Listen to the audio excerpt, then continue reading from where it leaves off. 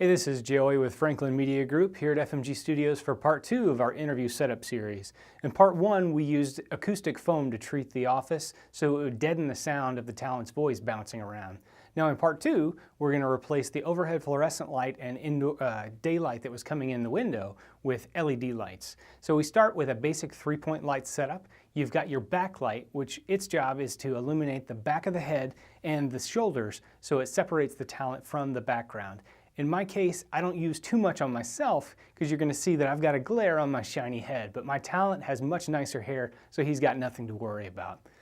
Then the key light I like to set at a 45-degree angle from the talent, pointing slightly over the eye line down onto the subject.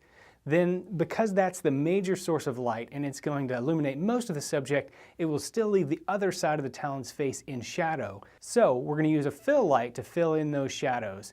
I use that slightly below the eye line, pointing up toward the talent's face where those shadows lie. Now we've got our basic 3-point lighting setup. But because this is a little bit too dramatic for what I like, especially because the interview that we're doing is the talent talking to his customers and conveying information, we want to make this a nice, bright, happy feel. So I use an additional light that goes back behind the fill light for me, up high, pointing down over the light just to cast a little bit more broad light over the subject.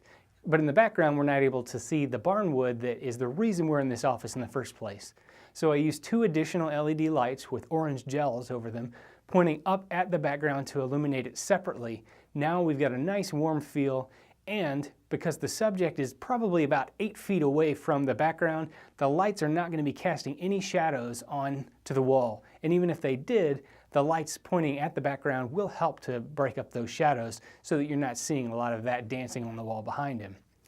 Now we've got everything lit in the foreground, we've got the background lit, we're going to have to talk about audio. So in part 3, I'll go over my audio setup for this and then we'll be ready to shoot.